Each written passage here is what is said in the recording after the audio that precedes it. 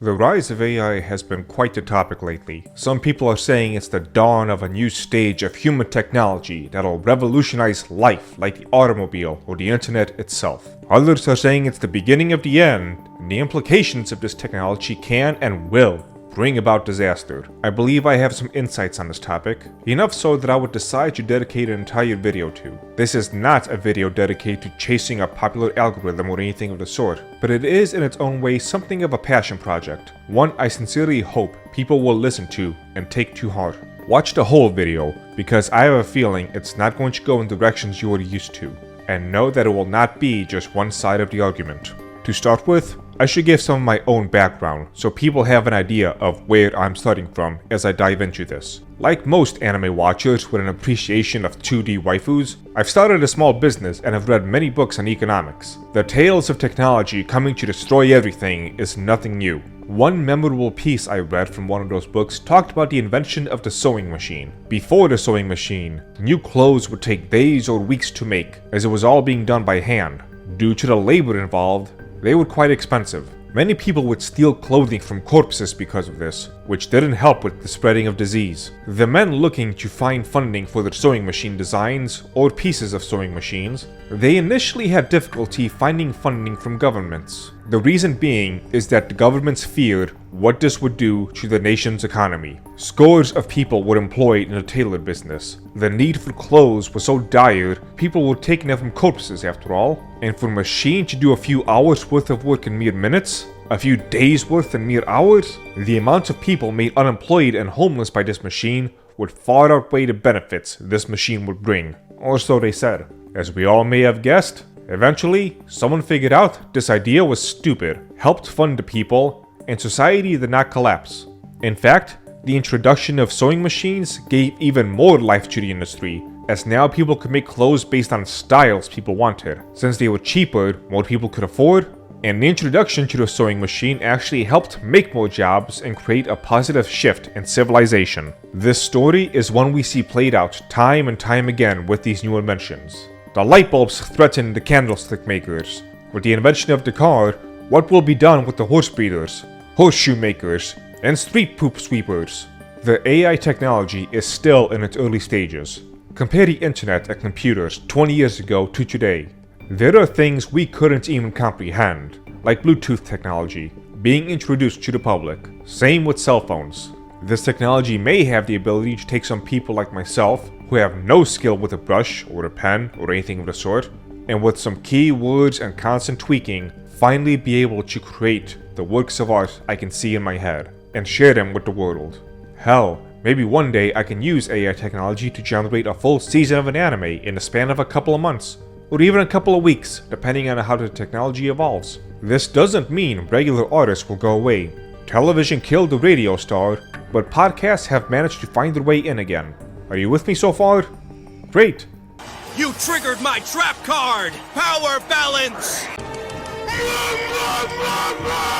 Everything I've said so far is true, but it is my honest opinion, subject to change but growing firmer by the week, is that the technology of AI generation needs some grave limitations, if not an outright stopping of it. You might be wondering what the hell just happened, with me laying out all these examples in the past of people having the same conversation, showcasing that the Woody Wards are constantly proven wrong, and that was my initial stance with AI as well. But then I realized I was comparing apples to oranges. Please bear with me, as we're about to dive into abstractions, philosophy, and metaphysics.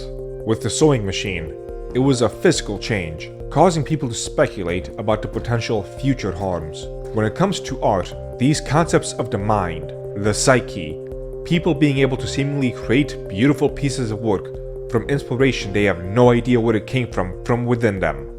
Thoughts and ideas tailored by their lives, giving them the perception that bleeds into their work, and other people's artistic work blending back into their own psyches, giving them simultaneously an incomplete yet hyper-real representation of their own experiences, leading to life imitating art and art imitating life in a constant dance of the yin and the yang.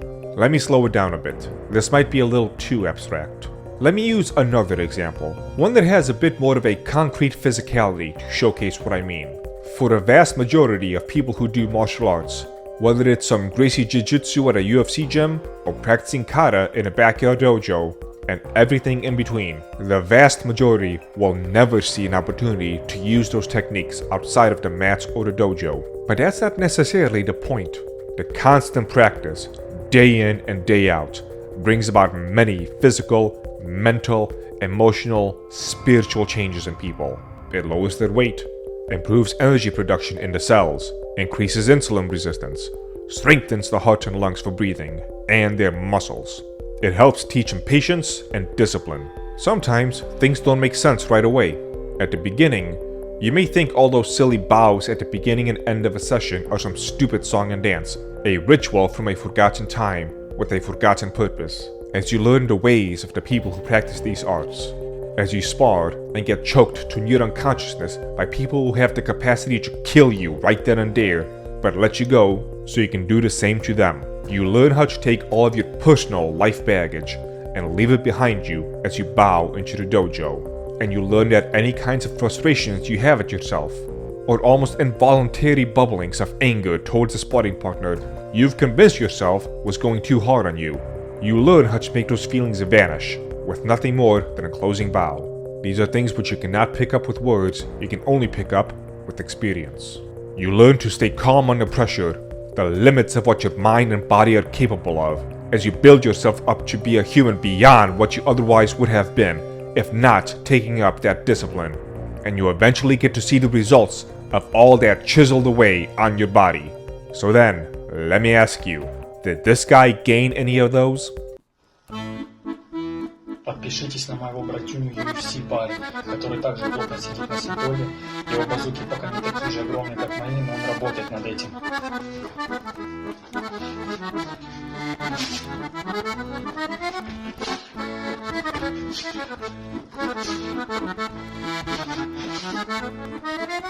Че, он тоже двоечку?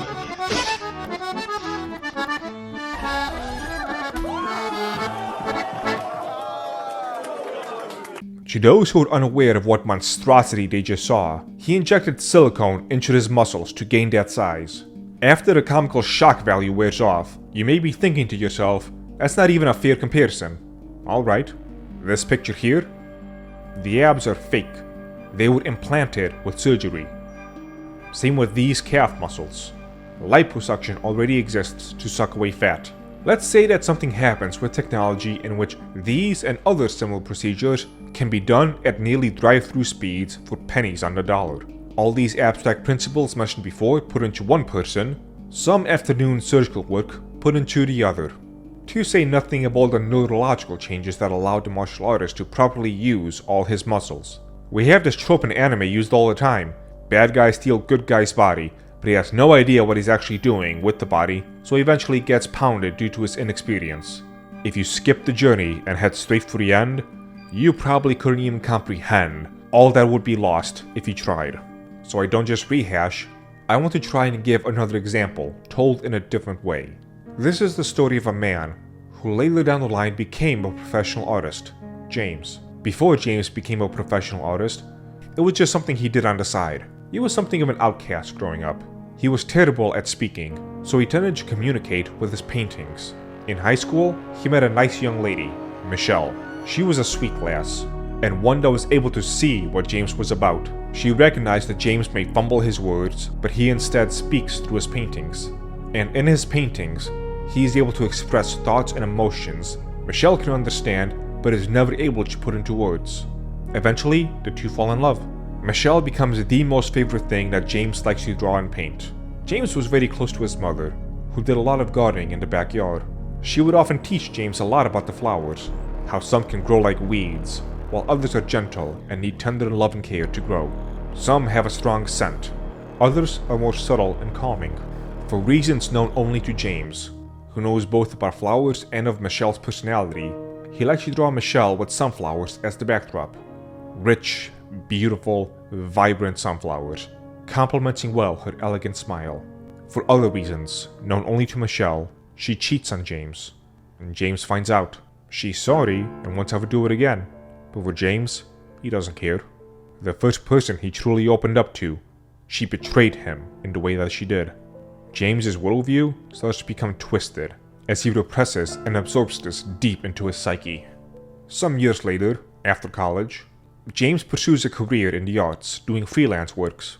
For reasons he cannot figure out, he is often called to do drawings or portraits revolving around a gravesite, or for some horror or Halloween project, or something similar. This led James to surprising success, so no complaints. It was only years later, when comparing old works to his new ones, do the wheels start turning in his head. After Michelle, his portrayals of women began to take a notably darker, more sinister tone in his drawings and paintings. Their eyes, once full of life, began to be filled with malevolence. The smile that used to be a beacon of happiness came to have just a few lines added here or there to make it more sinister. The sunflowers all seemed to lose their colors over time as well. James was in a relationship with a new person now, but things have been rocky, with a lot of seemingly pointless fights that keep popping up back and forth. Doing some analyzing of himself, James realizes that they all stem from those trust issues caused by Michelle. In fact, a lot of them were out of James taking something sincere done by his new girlfriend, and him just not believing in the sincerity. So he decides to do a new painting. This one more so for himself, but he won't let potential buyers know that. He spends much more time and careful attention to detail for this particular painting. From left to right, it is a drawing of a woman, similar to Michelle, but not her.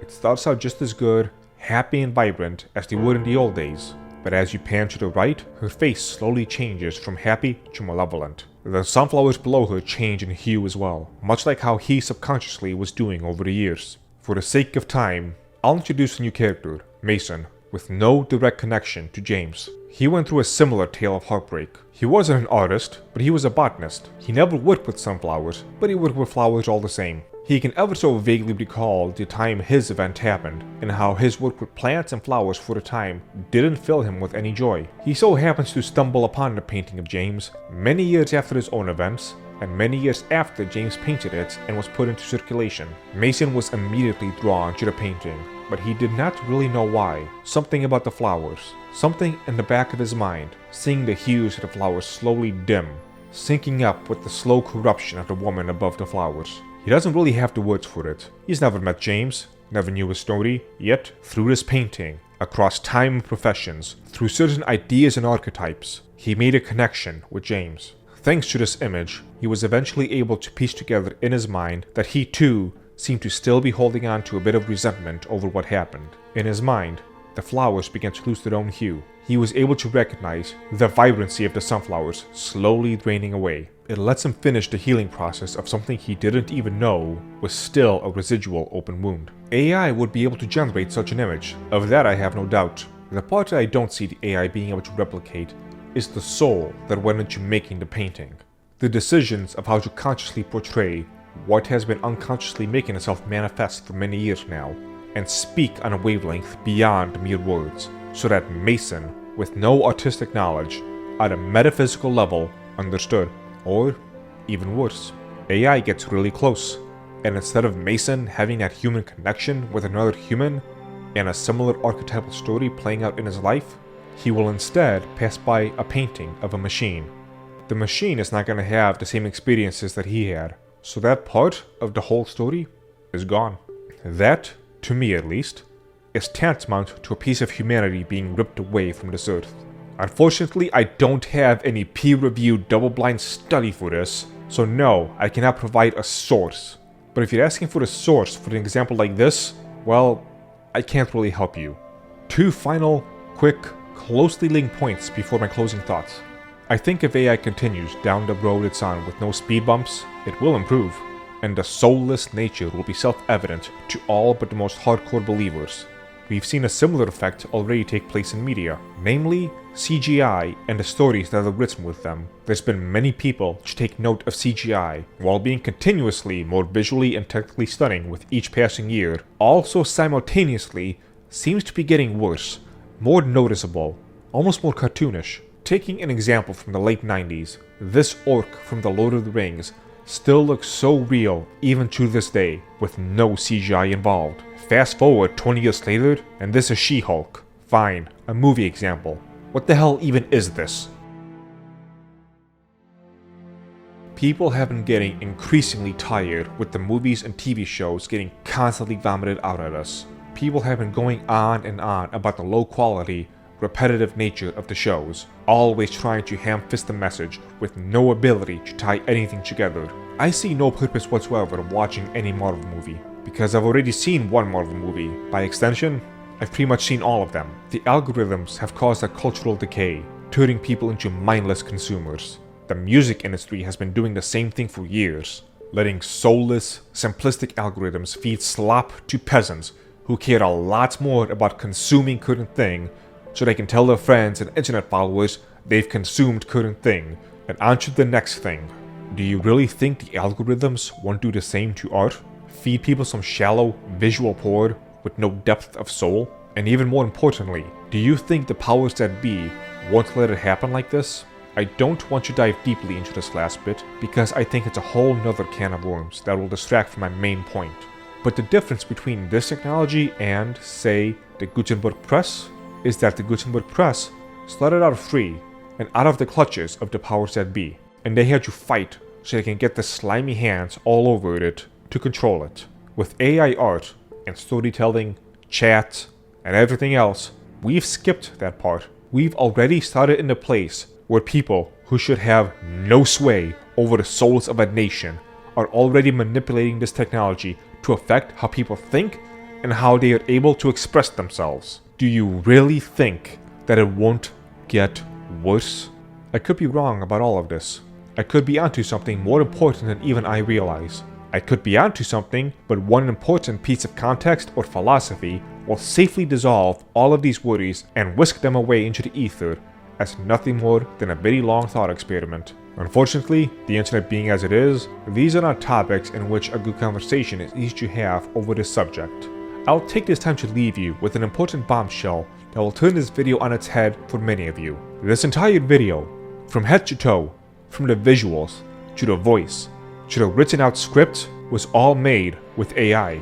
I gave some chat AI several versions of key notes I wanted for the script. I was able to upload my YouTube channel to a program that analyzed my voice and vocals, which turned out to be more of a challenge than normal due to my accent and the background music in a lot of videos. And it used an AI version of my voice to speak the script. Followers of the channel may have noticed that I sound oddly different in this video compared to my previous ones. Is it also odd that I keep using the word I as if I ever said or typed out any of these words, and this isn't just the amalgamation of multiple expensive AI tech running together to make this video? After having a friend verify there's no huge noticeable mistakes, I am right now watching this premiere on my channel, watching this video of me talking, of me making these abstract philosophical points, and all I really did was mindlessly feed various prompts into a few different AI bots. That whole part was a lie. No AI outside of the clickbait thumbnail was used in the making of this. My question, to those who did not immediately realize I was full of it, as I was explaining that all of this was made not by a man, but by a machine, how did that make you feel? I think you should meditate on that feeling. Oh, and speaking of soulless AI-generated algorithms, like, comment, share, subscribe, and buy my anime-themed tees on my website, linked down below.